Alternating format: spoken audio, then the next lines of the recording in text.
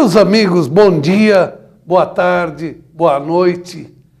Que alegria enorme apresentar novamente o programa Frente a Frente com Bernardo, dando vocês, como eu sempre digo, a razão de ser, a alegria de ser, nos compartilhando, nos dando palpite, nos corrigindo. É uma delícia. Muito, mas muito obrigado. Hoje nós temos a honra de receber em estúdio a jornalista Isilda Alves, que nós vamos tratar um assunto que, pela situação política, por isso, por aquilo, as pessoas estão se afastando de observar, que é o câncer social hoje, eu acho que não só do Brasil, mas do mundo todo, que são as drogas. Essa maldição que os homens inventaram para destruir seus semelhantes.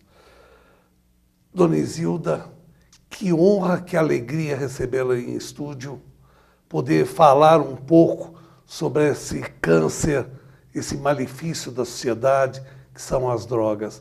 Muito obrigado de a senhora comparecer. Eu é que agradeço, doutor Bernardo. Abrir espaço para falar sobre esse tema significa ajudar todas as famílias. Muito obrigada pelo convite. A alegria, tenha certeza, é nossa. É uma alegria muito grande, mesmo que seja para falar sobre drogas. Preferia estar um assunto muito melhor, muito mais gostoso, poder falar de um Brasil diferente. Seria bom. Certo? Seria uma delícia.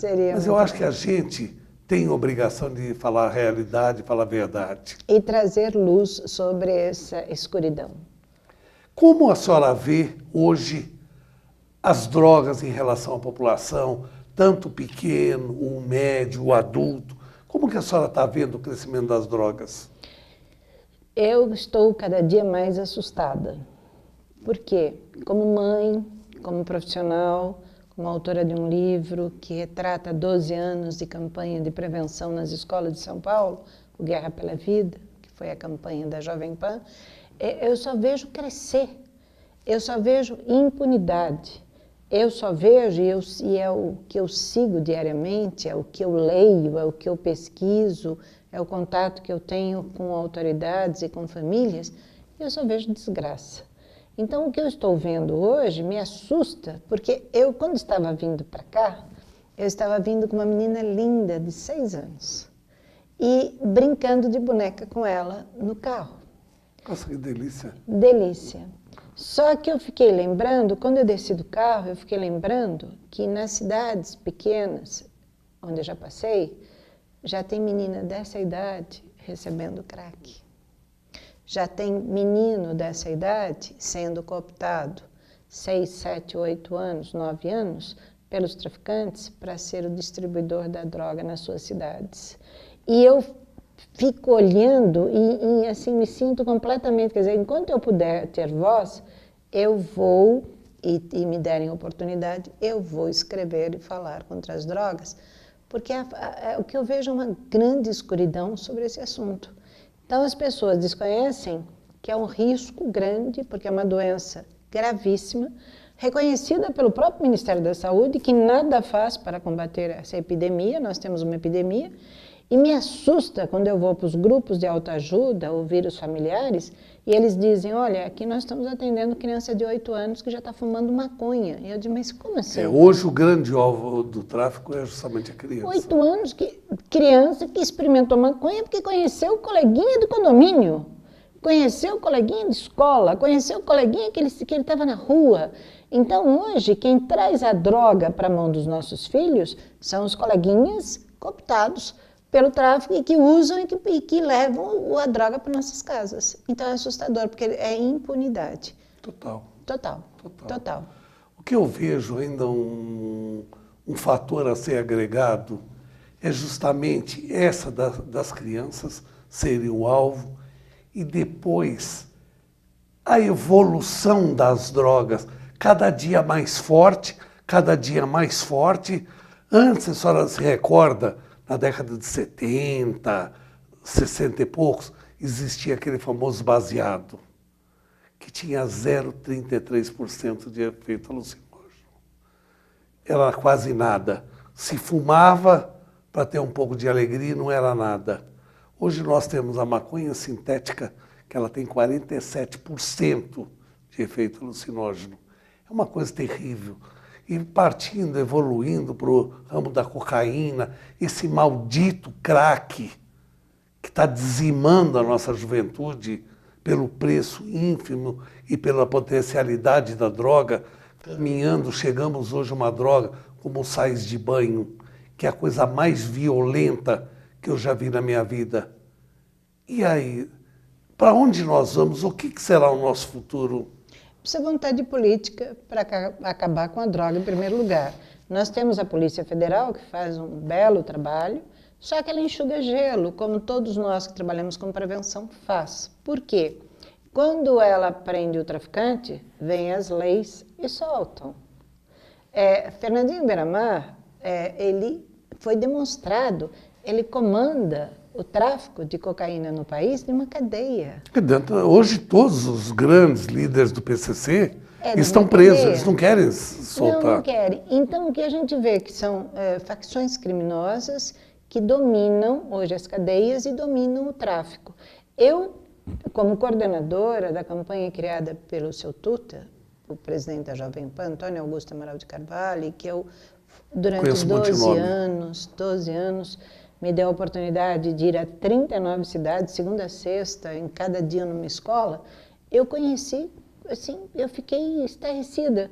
Porque foi me apresentado, por exemplo, imagina, um menininho de 11 anos, que a função dele qual era?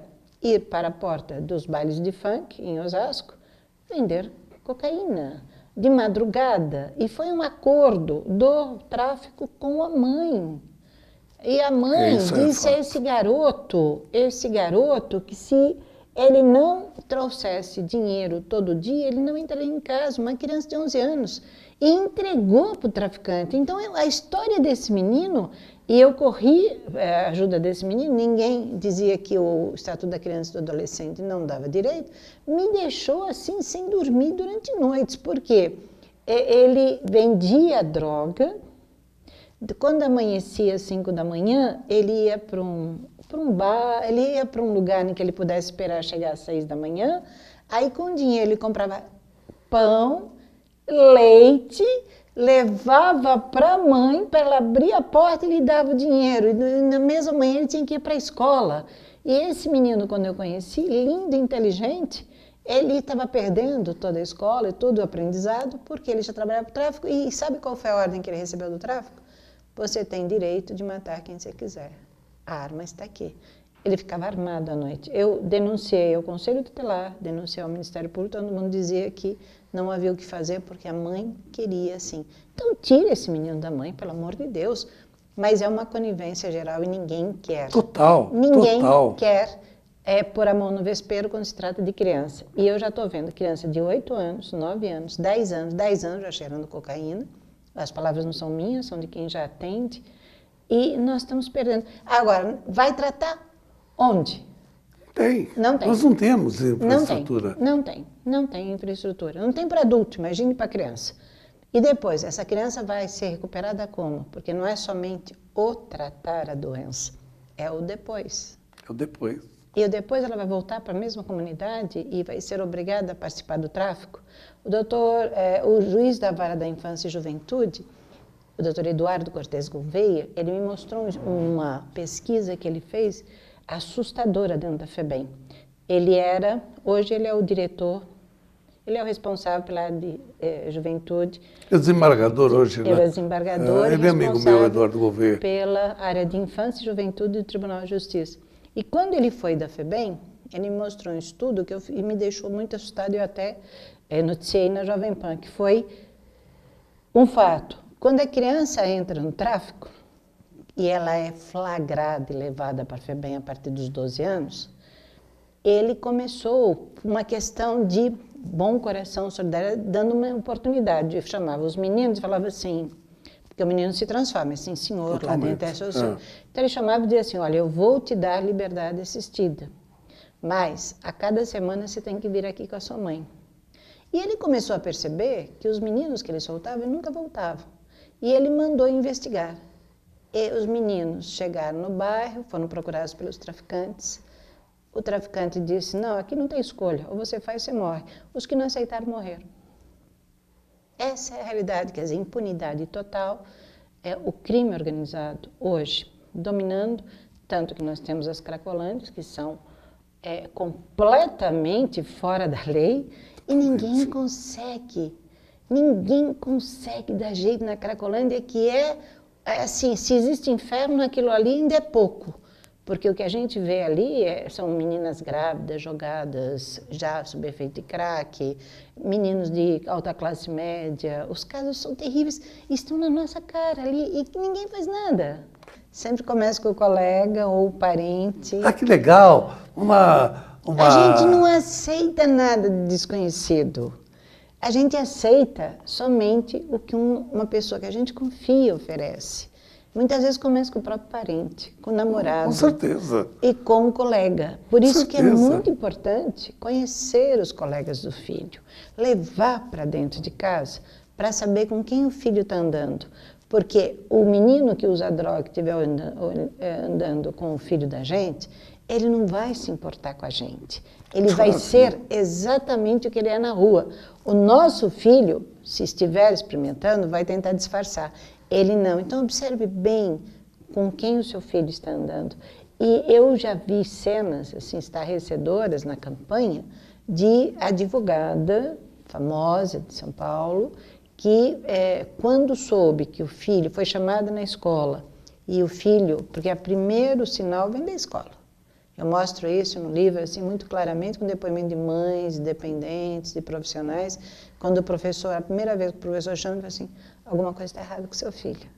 Ele era um bom aluno e ele está dormindo na aula, ele mudou de turma, olha, a nota dele caiu.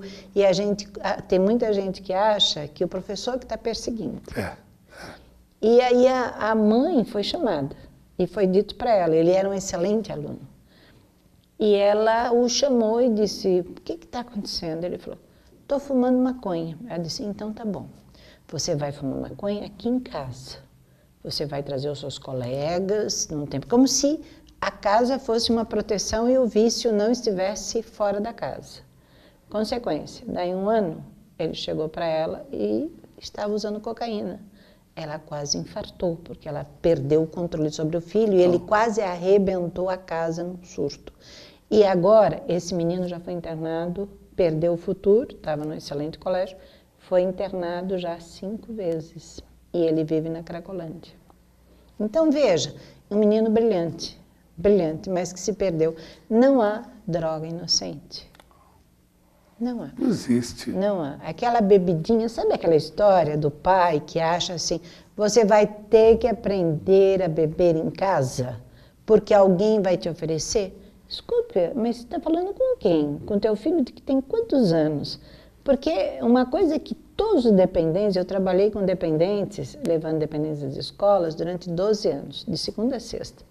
E todos repetiram assim, eu comecei experimentando bebida na minha casa com meu pai, ou com meu tio, ou com o meu primo.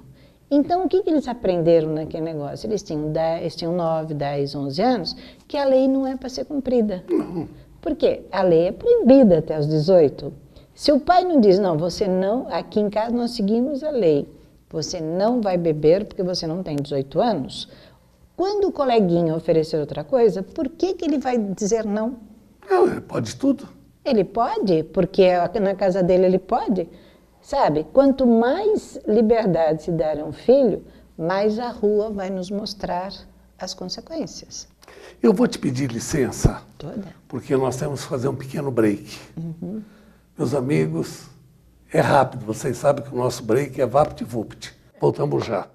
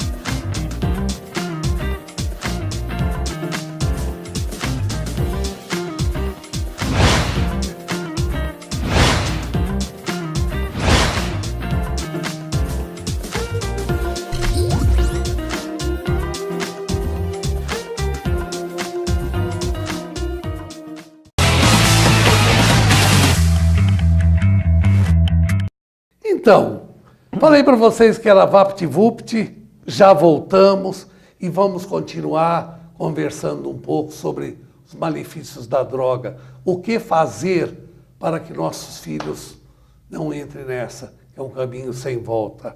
Então, minha amiga, nós estamos falando sobre o problema da Cracolândia, sobre o caminho do vício, o interregno do vício. Eu queria te perguntar uma coisa. Você vê alguma luz no fundo do túnel sobre a recuperação? Todas. Eu vejo todas. Porque é uma questão assim, começa em casa. Primeiro, precisa se entender, a maioria das famílias brasileiras não sabe que o uso de drogas é risco de uma doença grave. Acha que é um problema de comportamento. É verdade. E ignora o próprio filho, o comportamento do filho, porque essa loucura que a gente vive, trabalhar muito, não ficar em casa, sabe? Minha avó sempre me ensinou da importância de se fazer pelo menos uma refeição com o filho, não para dar ordens, mas para ouvir o filho. O que você está pensando? Como é que foi o seu dia? Para saber como é que está, com quem que ele anda, levar às festas, saber com que o nosso filho anda.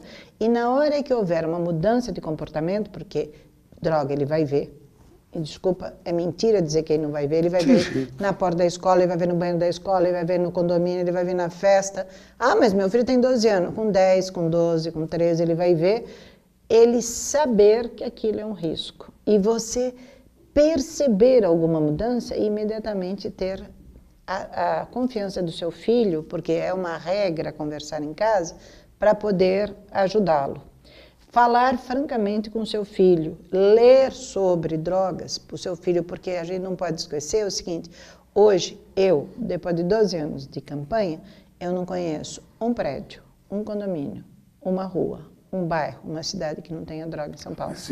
Não existe. Se a gente começa conversar daqui, sempre surge, no cabeleireiro, no supermercado, ai, o fulano, não sei o quê. Fulano, na verdade, muitas vezes é um parente. E tem que deixar de ter vergonha de falar disso. Tem que falar abertamente. E, principalmente, exigir os seus direitos.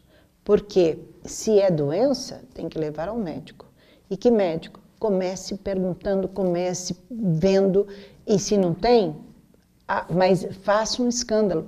É o seu filho, e o seu filho vale sua vida. Não volte para casa sem uma resposta. Na rede pública, na rede particular, o seu filho é a pessoa que é o seu combustível do dia a dia, é a pessoa que o motiva a trabalhar, viver, ser feliz, enfim, por ele vale tudo. Então, junte-se ao seu filho. Depois que a família está unida, fica muito mais fácil. E tratamento pode ser de várias formas, mas conheça o seu filho, converse com ele, mostre, porque hoje a droga pode vir pela mão do coleguinha que tá indo para a festa, você tem que alertar, falar com a família, conheça a família dos amigos do seu filho, seja muito franca, tenha uma postura de seguir as leis na sua casa e, se for necessário, corra antes, porque é aquele negócio que a gente fala, né?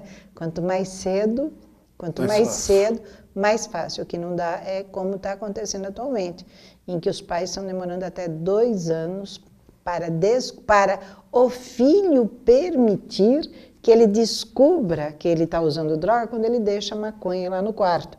E aí aquela conversa de todos eles. A mãe, quando acha, fica com medo de falar com o pai e chama o filho. E o filho diz, não mãe, isso aqui não é meu, é do meu colega. E a mãe fica tão...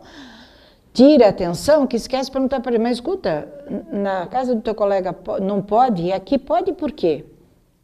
E que se ele vier bêbado de festa, porque bebida está muito frequente, inclusive em festas de crianças, de adolescentes, 12, 13, 14 anos. Estão bebendo mesmo? Quando ele chegar, você, no dia seguinte, tem que ter uma conversa com ele. Se ele chegar, e você tem que esperar o teu filho, você tem que esperar para saber de que forma ele chega e se ele vomitar na sala, se ele quebrar alguma coisa, se ele vier, enfim, sob efeito, não prepare a cama dele, não dê banho, deixe ele ficar, para quando ele acordar, você fala, olha o estado que você chegou. Você já Isso viu é muito alguém na importante sua que você está casa? colocando. Na sua casa fazer isso? Porque o que a gente faz como mãe, principalmente? Ai, meu filho vomitou, eu Dá vou um limpar. banho, coitado. Ai, dá um banho, a minha cama. Quando ele acordar, você acha que ele vai Tudo lembrar de mil alguma coisa? maravilhas. E no dia seguinte, no café da manhã, geralmente os pais fazem assim, não, isso passou. Não passou, Passou, não passou, a festa seguinte vem aí. Vem aí, e o seu filho vai fazer o quê? Então você tem que marcar aquele momento e principalmente buscá-lo. Na hora que você coloca o teu filho no táxi ou no teu carro e coloca os amiguinhos, o que eles vêm contando? O que aconteceu na festa. E aí você já tem a noção do que ele anda. Ser pai é participar, ser mãe é participar e filho não vem com bula. Eu vou me permitir justamente entrar no que você falou, o problema dos pais verem. Eu acho que está tendo um fator muito grande de forma negativa, que é justamente esses jogos eletrônicos que você usa o celular.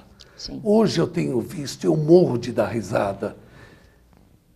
Você vai, a mãe está lá, o pai está lá. Sim. Não tem tempo de olhar para o filho, para ver o que está acontecendo, porque eles estão jogando. Eles estão no zap, naquilo. Eles não têm condições de olhar para os filhos.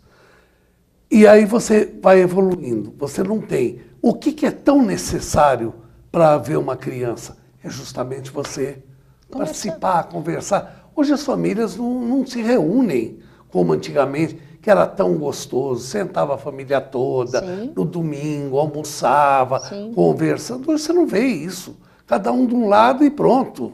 Cada um com o seu prato na mão. E pronto, e jogando ou em outras coisas. Eu não vejo um pai dar. O que mais me espanta, ainda não digo da família, você vai num restaurante, você vê o que mais me choca, um namorado e uma namorada falando pelo Zap. Sim, sim, Mas um está de frente para o outro. sim. Para que isso? Por que não conversam de forma clara, olho no olho, tudo? E outro problema que eu acho muito, que justamente eu acho que é o caminho maior das drogas, a família quando descobre que um filho se drogou, se o filho está já na coisa, o que a família faz? Tranca a porta, tranca a janela, baixa a cortina, tudo para isolar. Eu, com todos os estudos que eu fiz das drogas, eu cheguei a uma conclusão, não sei se certa ou errada. O único caminho que você tem para tratar o problema, principalmente o pai e a mãe, que não estão acostumados, é conversar com os vizinhos, é se orientar com outras pessoas que passaram ou estão passando a mesma coisa. Porque eu acredito no tratamento quando o pai e a mãe saram para depois poder atacar o filho. Sim. Porque o pai e a mãe têm que ter conhecimento, têm que saber, têm que conversar para ela se preparar, para ela poder cuidar do filho. Mas para isso ela precisa abrir a janela, ela precisa denunciar, ela não pode ter vergonha de, eu não quero que ninguém fique sabendo que meu filho é drogado. Ela tem que falar. Ela é útil em saber. O prédio inteiro sabe. Mas quando sabe, ela também se tranca. Não, ela se tranca porque ela desconhece o essencial. Exatamente. Que o filho dela está doente, não é que ele é vagabundo, não é que ele não presta. Não, o filho dela está com uma doença gravíssima. Se ela descobrisse que o filho tem câncer, ela levaria ao hospital. Se ela descobrisse que ele tem AIDS, ela levaria ao hospital. Se ele caísse e quebrasse uma perna, também. Ela saberia. Agora, essa doença, como ela desconhece e acha que só vagabundo que tem, não, qualquer um de nós pode ser. Hoje, nós estamos num risco tão grande que mesmo em qualquer idade, nós podemos estar numa festa, alguém colocar algo na nossa bebida e nós sermos levados para sabe-se lá o quê. O Boa Noite Cinderela. O Boa Noite Cinderela. Que está um caso de polícia. Não, a Rua Augusta inteira está aí. Segundo o Instituto Médico Legal, as casas na Rua Augusta, as casas noturnas, está vindo muito Boa Noite Cinderela. Demais da Exato. conta. Agora, bebida está sendo a maior causa de violência contra a mulher, segundo o Instituto Médico Legal, onde as Mas é pessoas fato, vão é fazer. verdadeiro isso. Então, assim, é de uma violência que nem se tem ideia. Agora, um menor que vai para uma festa e bebe, desculpa, a partir dali ele está exposto a todos os riscos. A todo tipo de risco. E os pais têm vergonha de dar um flagra na festa para saber o que está acontecendo. Eu tenho um amigo publicitário que ele fez uma coisa maravilhosa e que a filha dele nunca mais repetiu isso. Sabe aquela história? Filha, eu vou te buscar às 11 da noite, em frente ao clube que você está, porque você é menor, você tem que sair às 11. Aí, evidente que 11 da noite ela saiu. Não, porque sabe como é que é? Ele não teve dúvida, ele estava de pijama, ele entrou na festa. Oh, onde que você viu minha filha? Você viu minha filha? Ela ficou tão envergonhada que ela nunca mais fez. Pai, que não sei o que. Ele falou, eu não falei para ela estar às 11? Eu vim aqui para te buscar. Já você não saiu, eu vim ver o que estava acontecendo. Você está de pijama, e você queria que eu tivesse como? Então, veja, o filho tem que perceber que o pai está junto, porque, na verdade, ele está pedindo ajuda. Ele está pedindo. Está pedindo ajuda. E ele está desafiando para saber até onde o elástico vai. Na hora que você corta da primeira vez, ele não vai repetir. Se você passar a mão na cabeça e falar, isso todo adolescente faz, aguarde o pior, porque você não sabe como teu filho vai voltar. Você está falando umas palavras sábias. Não, mas é exatamente isso. Todos que começaram na droga, começaram desafiando a responsabilidade e a autoridade do pai. Porque o que a gente está acostumado, principalmente na nossa geração, Bernardo, meu filho não pode passar necessidade. Eu me mato, mas o que eu não tive, meu filho vai ter. Ele quer a caneca igual do programa do Bernardo, eu vou me matar. Ele quer a vida que ele quis que o filho viva. Exato. Aí o filho começa a achar o seguinte, eu pedi a caneca, eu tive. Agora eu quero o programa da Isil, tá? Então você vai ter. Ele começa a ter tanta facilidade, e aí na hora da responsabilidade, cadê? Tem. Não tem. E aí como que o pai vai exigir dele horário, estudo, se ele foi acostumado a não pegar os brinquedos desde pequeno, a não obedecer a mãe lá no parquinho, a ir para o supermercado e querer o que ele quer, senão ele grita.